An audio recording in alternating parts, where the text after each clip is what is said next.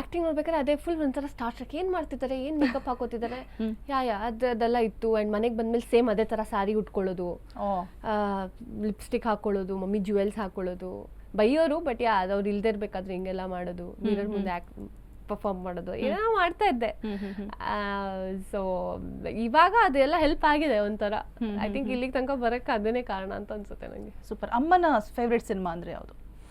ಆಮೇಲೆ ಧಾರಾವಾಹಿಗಳಲ್ಲಿ ಕೂಡ ತುಂಬಾ ಹೆಸರು ಮಾಡಿದ. ಅಮ್ಮಂದು ನಂಗೆ ಸಿಂಹಾದ್ರಿಯ ಸಿಂಹ ತುಂಬಾ ಇಷ್ಟ. ಓಕೆ. ಆಮೇಲೆ ಸಿಂಹದ ಮರಿ ಇಷ್ಟ. ಅಪ್ಪನ ಡೈರೆಕ್ಷನ್ ಅಮ್ಮ ಆಕ್ಟ್ ಮಾಡಿರೋದು.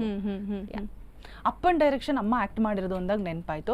ಯಾಕೆ ಅಪ್ಪನ್ ಡೈರೆಕ್ಷನ್ ಅಲ್ಲಿ ಅಮ್ಮ ಮಗಳು ಇಬ್ರು ತೆರೆ ಮೇಲೆ ಕಾಣಿಸ್ಕೊಂಡಿಲ್ಲ? ಹಾಗೇನ್ ಅದೇ ಕತೆ ಸೂಟ್ ಆಗ್ಬೇಕು. ಸಿಂಹದ ಮರಿಯಲ್ಲಿ ಚೆನ್ನಾಗಿತ್ತು ಆ ಪಾತ್ರ, ಟೆನ್ನಿಸ್ ಕೃಷ್ಣ ಮತ್ತೆ ಮಮ್ಮಿದು ಕಾಂಬಿನೇಷನ್ ಹಾಗೆ ಬರ್ಬೇಕು ಆತರ ಕತೆ. ಅಥವಾ because they both are professionals, ಅವ್ರಿಗೆ ಗೊತ್ತು ಏನ್ ಮಾಡ್ಬೇಕು ಅಂತ. ಸೂಟ್ ಆದ್ರೆ ಡೆಫಿನೆಟ್ಲಿ ಎಸ್, ನಾನು ವೇಟ್ ಮಾಡ್ತಾ ಇದ್ದೀನಿ.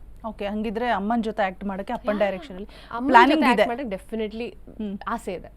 ಓಕೆ, ಯಾವಾಗ ಬರುತ್ತೆ?